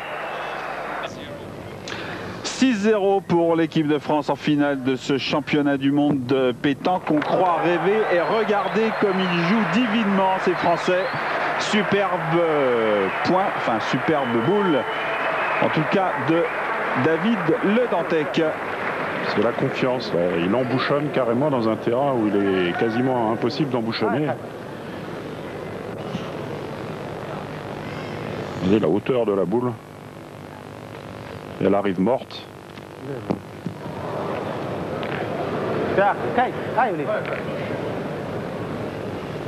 Calais de la Cale est en train de vendanger là. Il n'est même pas sorti du rond. Manifestement, il est bloqué par l'enjeu.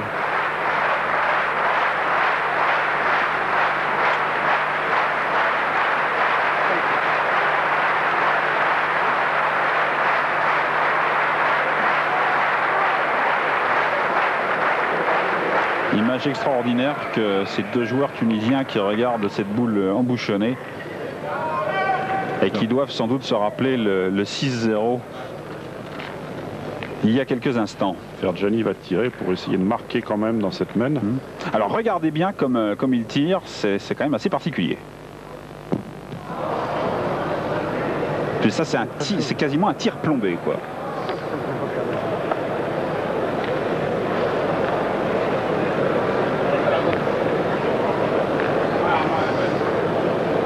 Alors là, on va avoir un petit incident dans cette mène, puisque les joueurs vont être gênés par les caméramens et les photographes. Tout le monde s'y met. C'est-à-dire qu'on va être tellement près de l'action, c'est tellement beau ce qui se passe.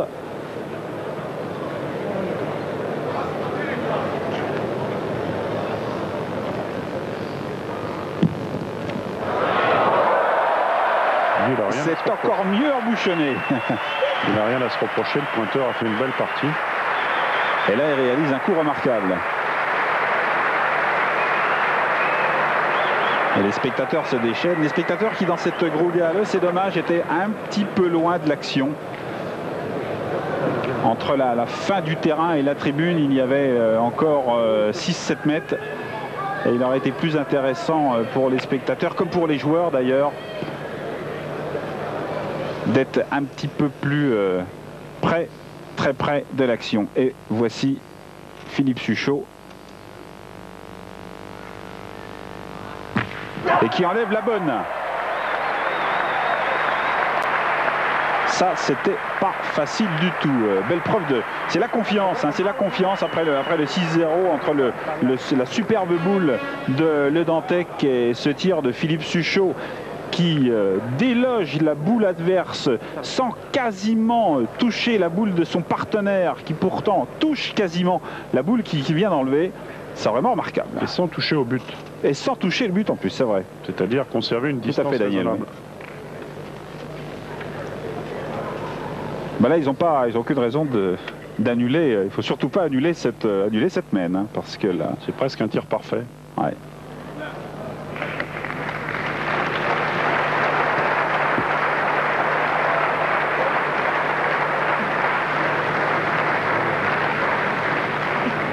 Philippe Suchot, depuis 2 ans, a pris l'habitude d'être performant dans les parties importantes, y compris dans les championnats de France. Grand garçon calme. Et ça serait d'ailleurs pour lui ce titre de champion du monde quelque chose d'extraordinaire, puisque eh bien, ma foi, le dimanche qui suit ces championnats, il va tout simplement se marier. Donc ça serait quand même un superbe cadeau de mariage. Une belle corbeille. Ouais.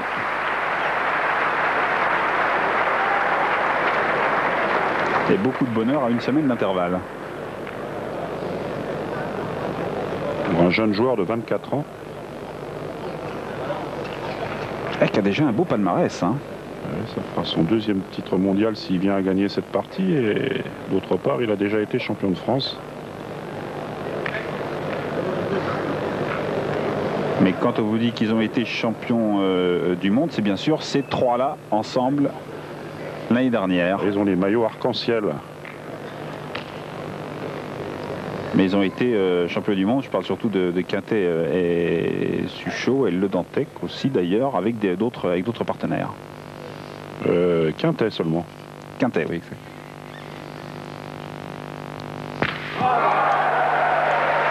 Quintet a été champion du monde avec Michel Passot, qu'on a vu tout à l'heure, et Georges Simoes, à 2 autres reprises.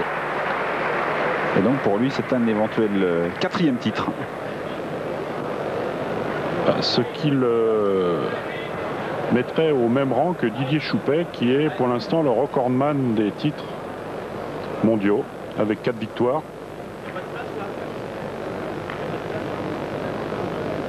Vous avez entendu Quintet qui demandait, il n'y a pas de flash derrière, il n'y a pas de flash. Parce qu'effectivement, il n'y a rien de plus pénible et de plus dérangeant qu'un flash qui crépite. Ça me contrarie beaucoup.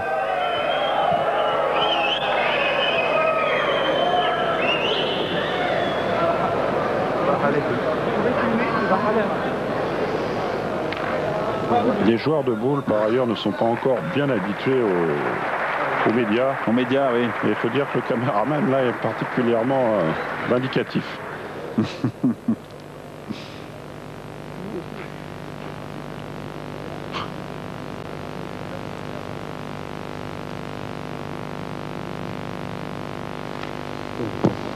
Donc c'est bel et bien de la faute des médias. Parce que... Sans aucun doute.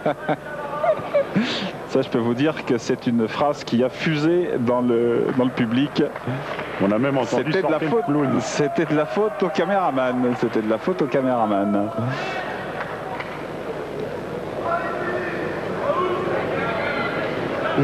Qui par ailleurs, je vous rassure, n'était pas un caméraman d'Eurosport. Sortez le clown, oui, oui. Mais ça, c'est les Français, hein. Les Allemands, ils parlent pas comme ça. Ou alors, on comprend pas ce qu'ils disent.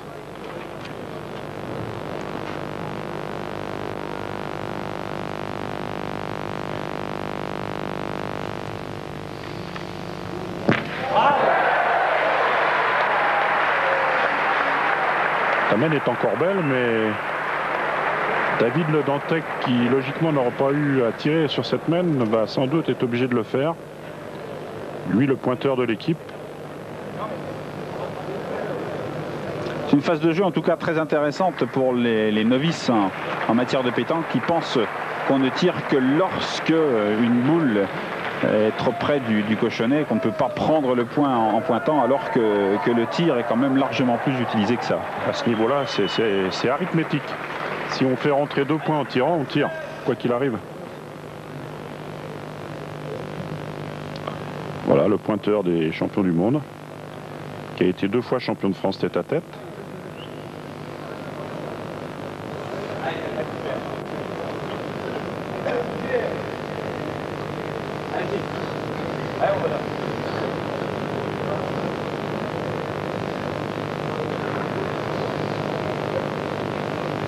Il tire pour 4. 5 s'il fait palais. Oh.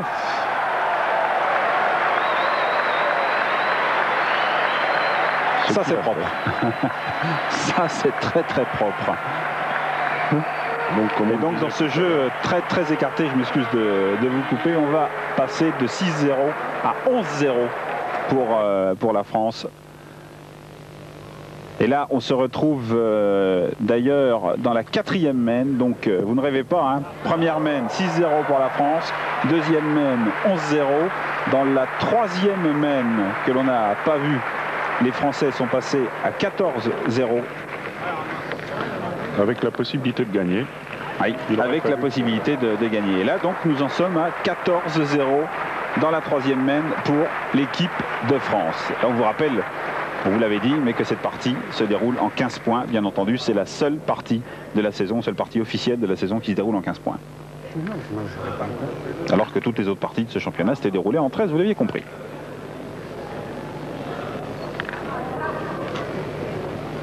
Et bien évidemment, il est temps de se ressaisir pour cette équipe tunisienne.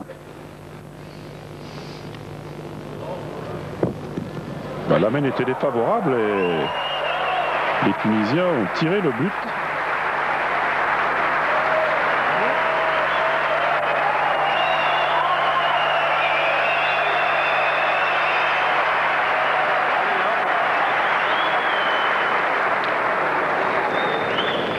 Khaled Lacal qui est passé au milieu, a tiré le but,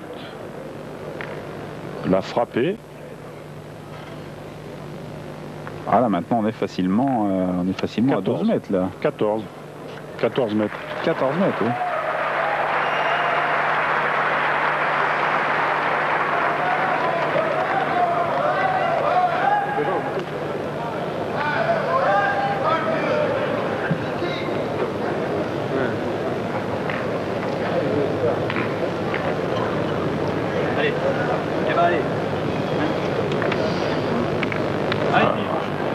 Quintet a choisi de tirer à 14 mètres.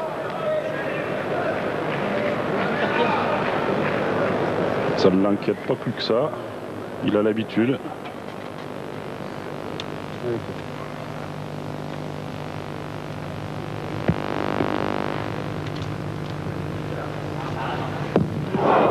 Il a manqué au pied de la boule.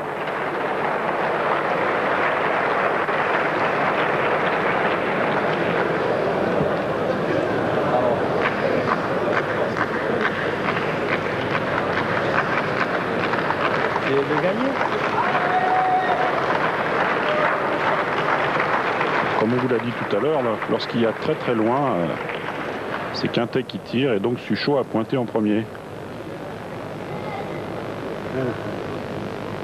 C'est amusant parce que c'est un jeu qui est très très éparpillé, quoi. On penserait à un jeu de débutant quasiment. Mais bien sûr le cochonnet a été renvoyé aux 14 mètres.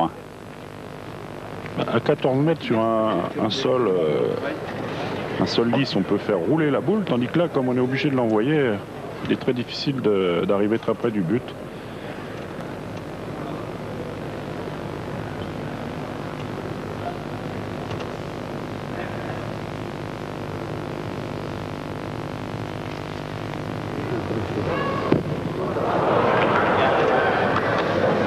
Et il a voulu envoyer sa boule à 12 mètres du rond et il n'a pas eu assez de force pour le faire.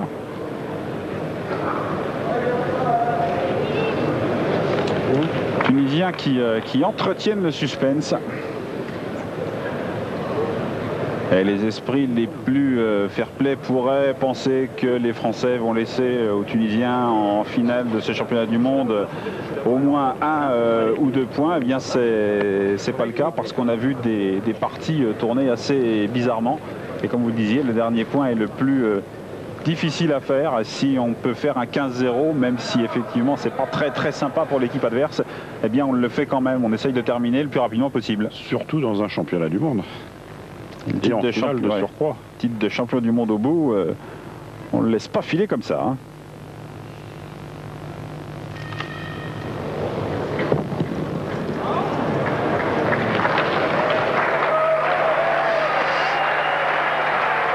À moins d'une catastrophe, les Tunisiens vont marquer. Là, ils ont effectivement de grandes chances, ils ont de la place. Hein.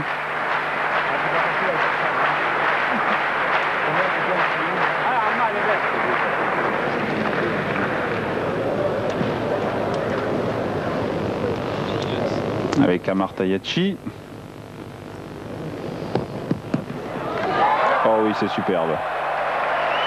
Et il reste encore une boule pour Khaled Lacal.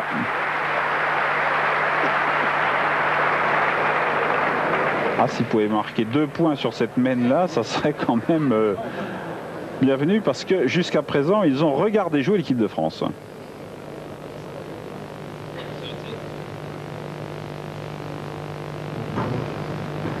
Voilà, et on l'a vu démarrer. Khaled qui rentre, voilà, et ça fera donc 2 points, 14-2 pour la France, toujours 2 points pour la Tunisie, il était temps. 14-2 pour la France et la possibilité pour l'équipe de France de terminer assez rapidement. C'est vrai qu'avec ce qu'elle nous a montré depuis le début de cette partie, on ne pourrait pas finalement en être très étonné. Nous sommes dans la 5e mène, en fait, qui en fait est la 6e, puisqu'il y en a une auparavant qui a été annulée, puisque les Tunisiens ont noyé l'affaire.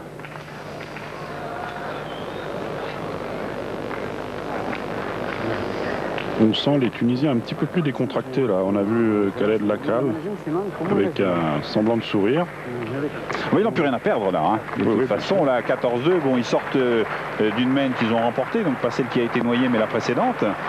Et là, ma foi, tout ce qu'ils ont à faire, c'est effectivement essayer d'évoluer avec le maximum de décontraction possible. Et Philippe Quintet piétine. Hein? Chacun essaye de tromper son impatience comme il peut.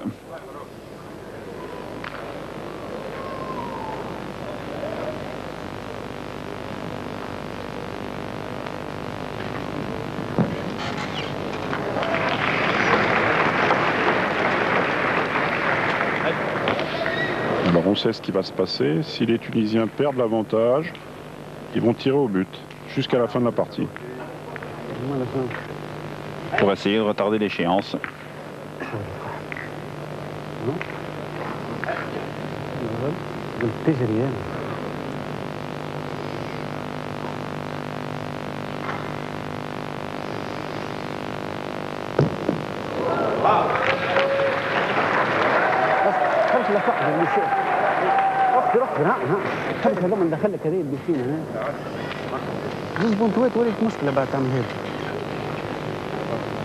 ها؟ كان هاوس نربح الكلبون تو انا اعمل لك سبيسات ولا نربح الكلبون؟ Le pointeur tunisien a un micro sur lui.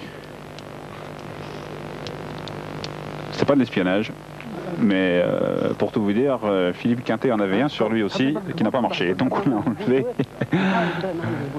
Un petit problème d'interférence, c'est un petit peu tout le problème si vous voulez connaître les données techniques des petits problèmes que peuvent causer les mannes désormais de téléphones cellulaires qui envahissent les salles. On a même entendu quelqu'un dire, mais c'est pire qu'à Roland-Garros, on entendait les téléphones cellulaires résonner dans cette grougale. Bon, néanmoins, ça n'a pas dérangé les joueurs, mais ça a dérangé un petit peu les techniciens du son de la télévision. On revient à nos moutons. Nos amis tunisiens ont pu apprécier les paroles du pointeur. Ce que nous n'avons pas pu faire. S'intéresser à la pétanque. Voilà.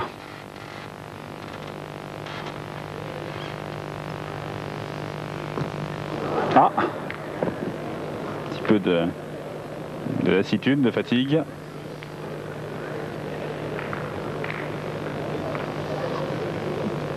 Donc toujours cette difficulté de terminer. Il va tenter une deuxième fois.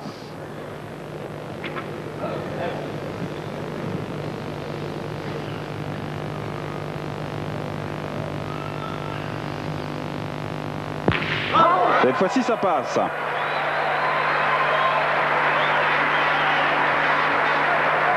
Beaucoup de calme hein, chez Philippe. Ce n'est pas qu'un calme apparent. Il fait partie effectivement des joueurs calmes qui peuvent complètement emmagasiner leur concentration, leur force de concentration.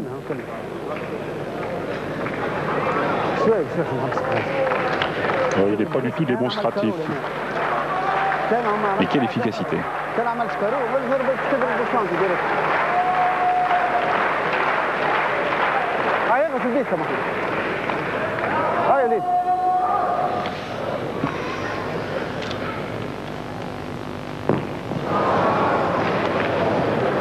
Erjani qui a pris le tir n'est pas plus adroit que Khaled Lacal sur les boules.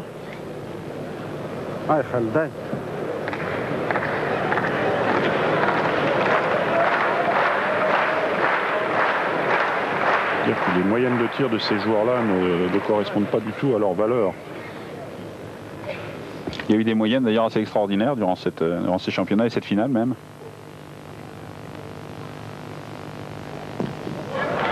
Et voilà.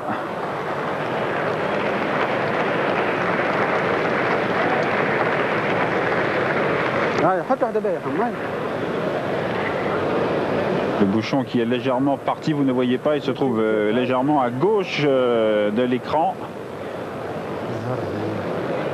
Donc c'est l'illustration de ce que vous disiez, Daniel. En fait, il se trouve encore à 50 bons centimètres de la ligne de hors-jeu. On est à 11 mètres à peu près. Là. Khaled Lacal, qui a été particulièrement maladroit sur les boules, a fait une bonne partie dans les tirs au but.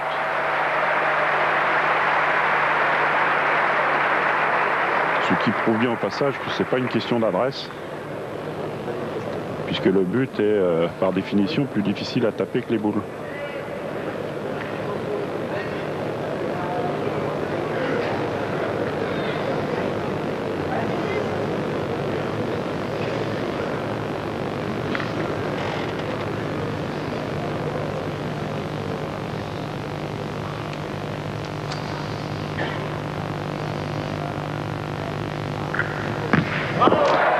On pensait qu'elle était un petit peu trop à droite. Philippe aussi le pensait puisqu'il est sorti du rond.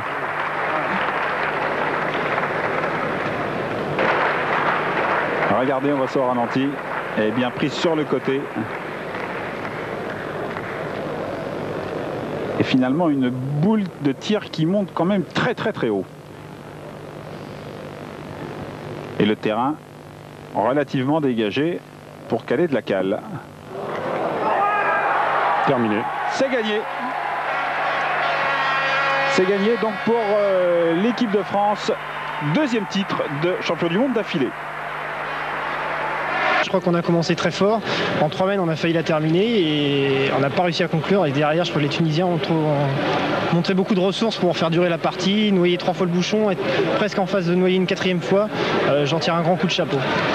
Des titres de champion du monde, on s'en a jamais? Oh non, on n'en aura jamais assez. Ouais. Celui-là a été plus difficile, moins difficile que les autres?